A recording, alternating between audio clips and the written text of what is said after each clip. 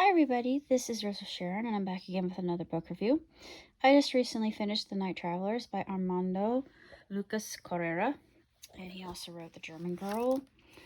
And this is a very interesting story about World War II, and there were people who were of mixed heritage.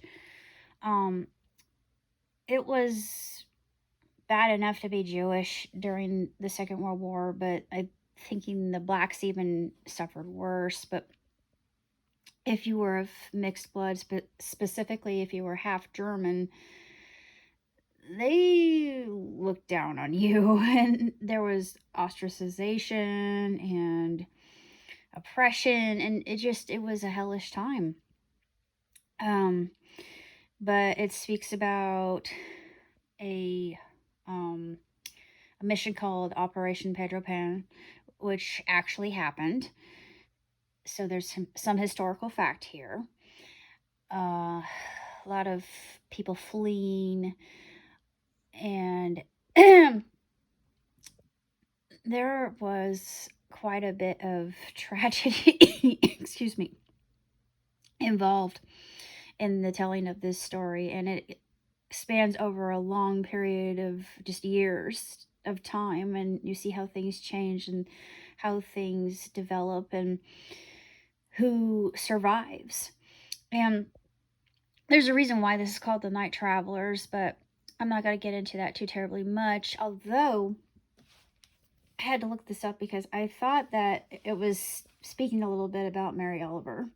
So I had to do a little bit of research, and I'm thinking that this actually fits the theme immensely well. But I really like this poem. I remembered that this is actually one of my favorite poems, so it was interesting. So I'm going to go ahead and read the poem. It's called The Night Traveler. It was written by Mary Oliver years ago, and The Night Traveler is a book that they have, and I'm pretty certain that it gave them impetus to continue and hope, because just listen to the poem here. Passing by, he could be anybody: a thief, a tradesman, a doctor, on his way to a worried house. But when he stops at your gate, you know it's just not anyone. It is the night traveler. He has a gift for you, but it has no name. He holds it in the moonlight, and it sings like a newborn beast, like a child at Christmas. All night, all your life, if you are willing, will hold you like a mossy jaw, a bath of light, and answer. Yeah, it's very powerful, and that's what they were waiting for. They were waiting for that answer. Um and also there's another reason why it's called that, but as I said before, I don't want to expose plot too terribly much without giving it away. This is a fantastic book. It is exceptionally written, and I'm actually going to read about Mr. Correre here because I did not know this writer, but back leaflet. Okay, Armando Lucas Correre is an award-winning journalist, editor, author, and also recipient of several awards from National Association of Hispanic Publications. Makes sense as well, and immensely deserved, if I may so say myself, and the Society of Professional Journalism. He is the author of the international bestseller, The German Girl. I've actually heard of that, which has been published in 15 languages, as well as The Daughter's Tale. He lives in New York with his partner and 3 children. Well, yeah. If you are like me and completely just enthralled with World War II, then read this, because it's a different story based on how people who were mixed race, how they were treated.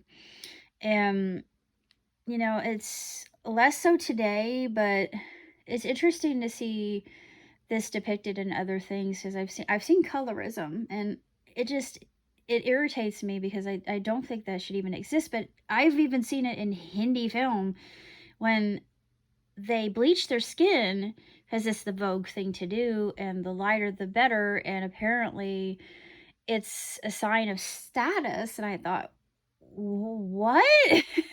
it just it baffled me. I was a little bit surprised. I thought, you really think that people like myself have that much privilege?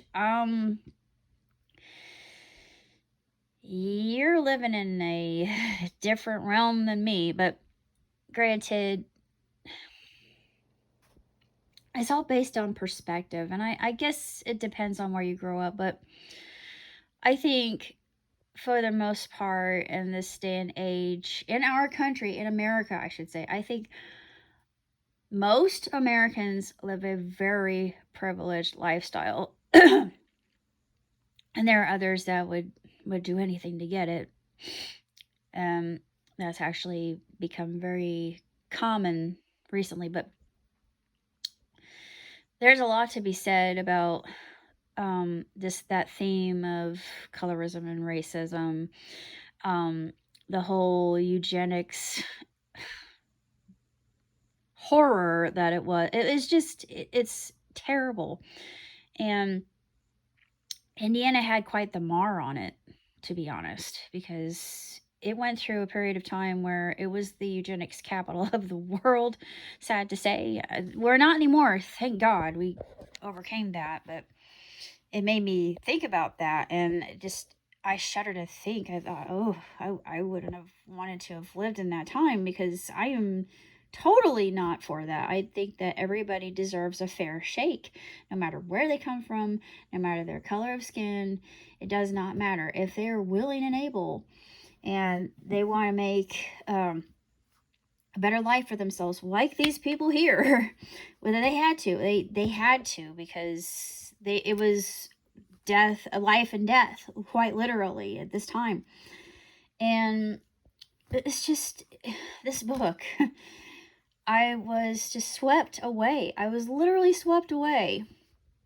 This is good storytelling. It really is. And actually, I wanted to read a little bit just because I just want to give you a taste. It's translated to night travelers are full of light. I like that saying by Rumi too, in the very beginning, because it's true. I'm just going to go ahead and just read a little snippet. Berlin, March 1931. The night Lilith was born, winter storms raged in the mist of spring. Windows closed, curtains drawn. Allie Keller writhed in pain on the damp sheets. The midwife clutched Allie's ankles. This time it's coming. After the contraction, the very last one, her life would change. Marcus, Allie thought. She wanted to cry out his name. Marcus couldn't answer her. He was far away. The only contact they had now was the occasional letter. Allie had started to forget his scent. Even his face had faded into darkness for a moment.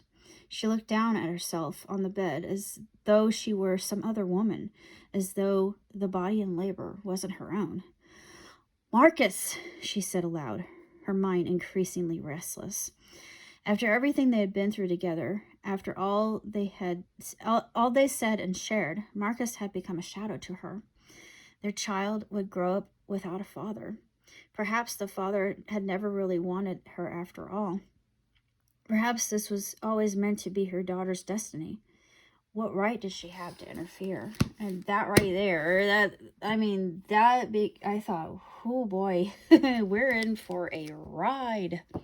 Definitely. And it just gets better from there on out. I mean, his language, the way he describes the scenery, I could see everything, and it's so vivid and gritty and raw and real and devastating, and you feel for these people. You want the best for them. You want to see them thrive. And it brought to mind my family and my dad's side, and how I really need to do some digging, because mom's side I know everything about, and I'm proud of their side as well. But I think, yeah, I know everything I should about you, but dad's side is more of an enigma. And dad always told me that our family had to leave Germany. So I'm thinking, yeah, he said because Hitler was rising in power, but there's something about that. I don't know why. I kept telling him, I said, Dad, are we Ashkenazi? He's like, I know. And of course, I asked somebody on um, Ancestry if we were, and she said no, because you have to have a female relative who is Ashkenazi. I'm like, but what if we did? What if we have like a distant relative who is or who was? I still think by proxy that makes us Ashkenazi. So I don't know. I've always felt like this camaraderie with Jewish people that I can't really put my finger on. I love the Jewish people. I do. I can't help it. This is the way they are, and I mean, I'm like you, and I understand your struggle and what you've been through, and how you just continue to go, and their tenacity and their humor. And I get it. I mean, I totally get it. And the way they tell stories, I tell the stories the same way. And yeah, there's so much in common here. And I get Jewish jokes. And I'm not Jewish. Is the words I'm like, oh my gosh, that's hysterical. I understand. But I find that humor, it's fairly similar across the board. What a lot of people find funny, most people find funny. But a lot of things that we have in common, a shared experience as human beings. I think that's what really ties us together and why we can laugh together. So that's what I'm getting at. But like I said, Night Travelers is absolutely astronomical. If you have a chance to grab it, grab it. I finished it in a day. I feel bad. I thought, oh, come on. Seriously, Rose, do you have to finish these books in a day now? Yes, you do. But that means I just have to go back to the library, get myself some more books, and just delve myself into reading again, because it helps me write better. But that's basically all I have to say about the Night Travelers. And I just wanted to make another point. I'm hoping that books like this will help inspire people not to let oppressors beat them down. You cannot let people do that. It does not matter what they think of you. They don't understand. It's people like us who we gotta stick together. And you gotta have faith, and you just have to realize there are people that they're hateful, they're hate filled, and they don't understand. I don't know why. There are always going to be people like that, no matter what you do. And I prefer to just be surrounded by people that have good character, who are my family, and I love dearly. And I mean, I was talking to one of my friends not long ago, and he knows that I am totally not racist at all. So I mean, you would you'd be hard pressed to hear any racist thing coming out of my mouth. But I think I owe it to my dad and my mom, especially my dad, because one of my dad's best friends was black, and I got a chance to meet her. And you know what? I kind of wonder how Willie is. And Willie, if you're out there watching this, I love you, and I owe you a whole lot of thanks for being my dad's friend, is because you were an incredible woman, and you taught me a lot too. So you're kind of like one of my best friends of all time, and I just hope that you're doing well. Hopefully you're still out there and we can reconnect somehow. But your best friend is with God. I don't know if you know that, but he passed in 2016. So if you want to know how he is, well, he's with the Lord now. But hopefully I'm doing him I'm doing him proud. I have my ways of knowing though. Because he sends me signs all the time. Like today, I got a nickel. I thought, hey, you're hilarious, Dad. But I think that was just a general sign. I don't think the nickel's from him. He doesn't usually send me money. But warrior, help me out here. No, I'm just kidding. Um, but that's basically all I have to say about night travelers. So until next time, live long and prosper. Ciao, Titsy.